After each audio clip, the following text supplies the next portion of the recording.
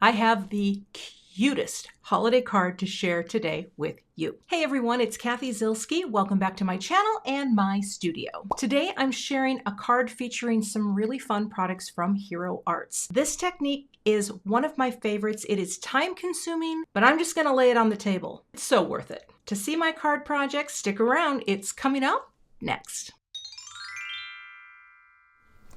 Here's a look at the two core products I'll be using today from Hero Arts, and I love this tree pattern cover plate. Give me graphic tree shapes. I will follow you anywhere. I cannot wait to play with this today. And then I have a set of simple holiday greetings, and there are coordinating dies as well. So I want to get started by bringing in some inks here, and I've got this pulled for my inks. I'm going to do a little smushing and make a pretty background using some Strathmore Bristol Smooth because I feel like this handles water pretty well, but I don't want to use watercolor paper today. So let me get my spray bottle handy and we'll start making our background. All I'm going to be doing is smushing down some ink onto my glass craft mat, right? So easy to use. Adding a little water. And then taking my paper and adding that color to my paper this way. Very simple. And I'm going to do this with all the colors. So I'll put on some music. I'll be sure to call out every color as I go. And I'm going to dry just a little bit between each color as well. All right, let's continue.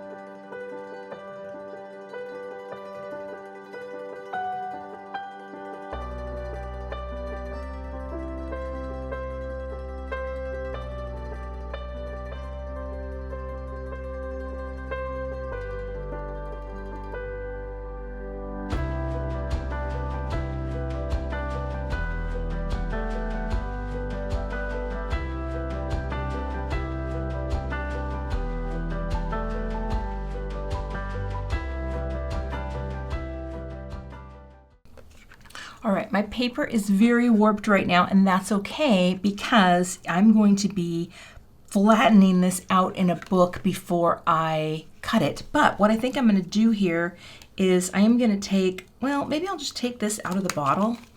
I never know how to do this best. And I'm just going to throw a few little dots here and there. Grab a towel because I'm out of paper towel, so I gotta get some. I gotta get me some. See if I can get any reaction there. It's pretty pale, so it's not gonna lift a lot of color. But I think what I'm gonna do, again, I'm gonna pop this into a book, and once it is nice and flat, we will cut it out with the plate. So now it's time to cut. You may have noticed my nail polish changed. That is because I had to wait for something else to show up in the mail to finish this video, but now we're good to go. And there is that panel, and I think that is beautiful. So here's what I'm going to do. I'm gonna pop my plate right here onto my magnetic shim. This is a new die cut machine for me that I am trying. And I am just going to flip this right here. And even though I don't need tape, I don't want my paper to shift. The die is going to be fine, but I want my, there we go. I am going to put my cutting plate on top, and I'm going to run this through my die cut machine. So here is my new Empress. I want to always call it the Empress, but it's the Empress. Hit run. And I put it on this really cool Craft Lazy Susan from Anna Griffin. And the thing that I like about it is that you can store your plates in there. And I mean, this was kind of dead space anyway, but so far, so good. Okay, coming back. Now, what I'm going to do, well, I think everything's probably going to come off with it. Yep, that little star there has to go back in. You know, if I were a gambling woman, you know what? I'm just going to pick it all up, because here's the thing. I am going to replace all of these pieces back in here, and then I'm going to get out the handy dandy, oh, what do we call it? Oh yeah, this is such a magnet. I don't know how to get it off. We are going to, let's try this, use, there we go, handy dandy press and seal to get all of this back. Oh my gosh, look at how easily they fall out. Now I've got 2 panels basically made out of this, but I just don't want to lose anything. So let me get everything repositioned, and then we're going to pick everything up with some press and seal. Gonna take my press and seal. All right, gonna get a little piece out here. I just tore it pretty crappily, but you want to be very, very careful when placing this down, just that everything kind of stays in place. Now, if it doesn't, you can, like the star, there we go. You can reposition it. This should be just fine, because all this is going to do is keep all these pieces so that we can add some dimension. You don't have to add dimension. I'm going to, because I think it's pretty dramatic. But let me first, before I do that, get a note card prepped off camera so that we can have a card base ready for our project. I'm going to burnish, and even if some of these come out, although it doesn't look like they're going to, that is going to be fine. So now I'm going to take, and it will be a little tedious, little tiny, oh come here now, little tiny foam squares. We're going to pop them all over the back of all of the pieces, just to give them a little bit of pop off the page. Okay, it's going to be fun. And you don't need, you don't need to just plaster them. I feel like just having a few in key places, because this is a nice firm cardstock, is going to work great. So let me get those all on, and then we can get ready to pop this up. This takes time, I'm not going to lie. It is a time-consuming card, but I'm going to show you a little trick. So now I'm going to cut as close as I can get to the press and seal on this side and this side. I think I'm pretty close here. I think it's going to be close enough for what I'm trying to do, but this is just going to help me position my card easier. So here's my score buddy, right? And then all I'm going to do, I can do this. I'm a highly trained professional. Go into the corner here and go into the corner here and drop. Now when I do this, all of these little guys, technically, they should stick where the foam squares have happened, right? Let's get that, give that a second to really stick, and then I'll peel this back. Now if some pop out, that's okay, because we're going to press them right back in, right? Some of them might. I want to make sure we're stuck here. Okay. Just go slow. I don't know why you don't want to stay, but oh, because I didn't take the backer off. Okay. That would explain it. Get back in there, little friend. Okay, here we go. And again, working our way around. I don't think, how does that look? Okay. And then all we have to do is gently lift this off the panel like a puzzle piece. And that way we get a twofer. And who doesn't love a twofer? if you're careful enough, right? Look at that. 2 for panel and that. How fun is that? Gosh, I love it so much.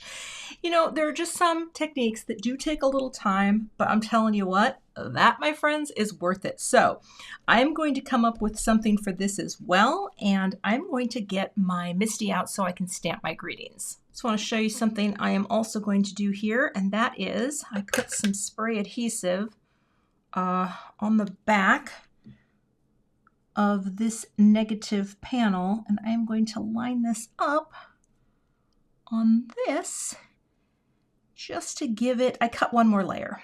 I'm gonna have to trim a little off the side, but that is going to give me a panel with a little bit of dimension for one more card project. So I'll just go trim that off with my paper trimmer, and then we will move on to stamping greetings. So what I need to do is stamp some greetings, and I think I am going to use Merry and Bright and Jingle All the Way for my 2 cards. So let's pop these here. And this is the same Neenah Classic Crest cardstock, 110 in the Solar White. So let me bring in my anti-static powder tool. I think I'll have to press that back down here.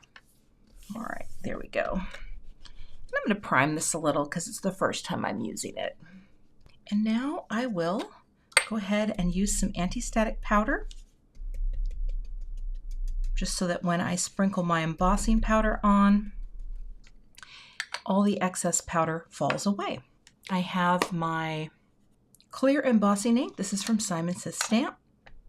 And I'm just going to tap on here, get a nice coating, and transfer. I'll use my little Stampin Bug here. And let's see how that looks. I don't think I want to stamp that again because that looks great. All right, so now I'll lift this up. And I'm going to grab my little powder catch.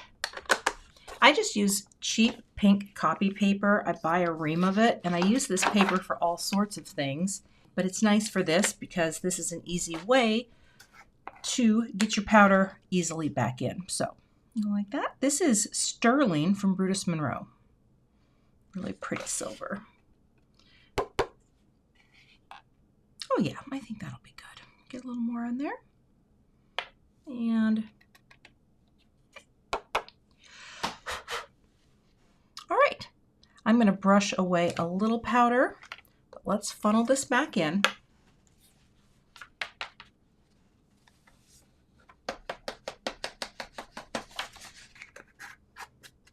You can always take a dry brush if you have any areas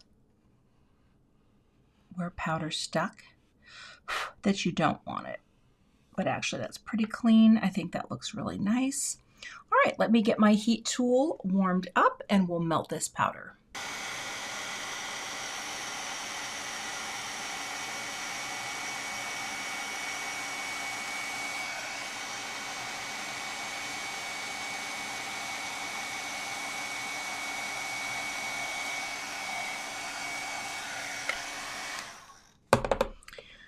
Let me get the coordinating dies so we can cut this out. Actually wanted to show you the die set. So you can wiggle these apart, but you can also use Hero Arts makes a nice flush little clip that lets you, or Snippers, that lets you get right to the edge of, well, let's see here, I'm going to break this so you can see how easy it is to take off right in close like that. And it's really nice because then you won't have the little pointies. You just get very close and snip. And same thing on the other side. So very easy to get those off. And usually what I will do is store a little piece of magnetic paper or something in the back of my die set. So, or in the back of my stamp set. Okay, let's get them on. I'm going to go ahead and run this through my die cut machine, and then I'm going to cut a couple more layers to have a little more dimension to the greeting. just put a little connect glue on another layer just to give this a little more heft, and wiggle that into place like that. Okay, and I'll do the same for the second greeting.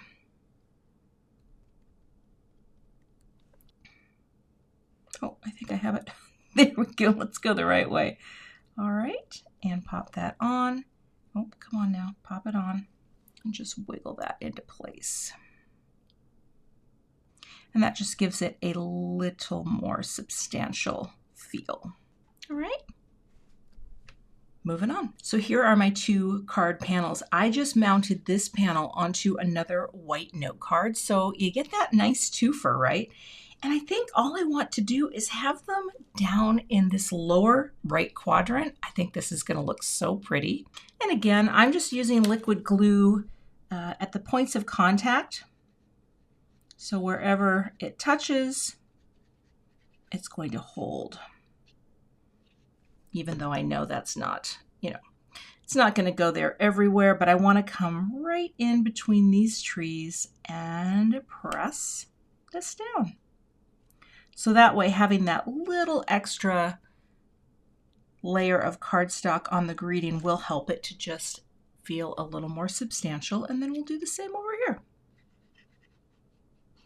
I thought about using a white glitter cardstock, but then I just really liked the crispness of the white.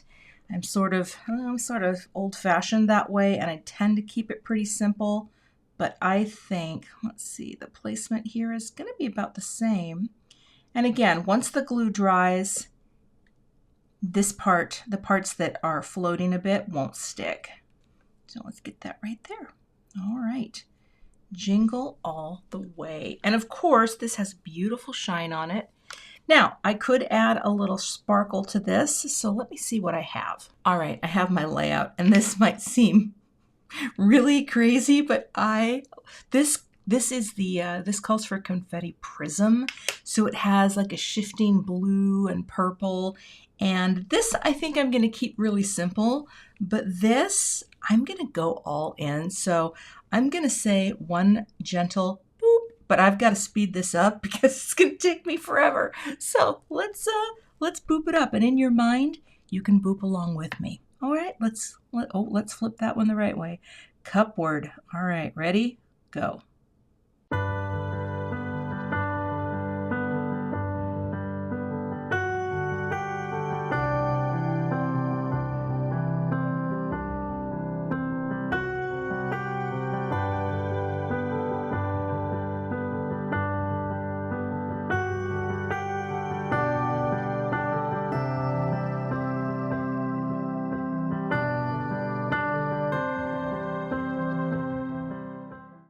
So look at the beautiful shine in the same colors as the trees. I think that is probably my favorite holiday card of the season, and I'm just getting started. I think I'm going to send that one to my mama. Okay, move that over.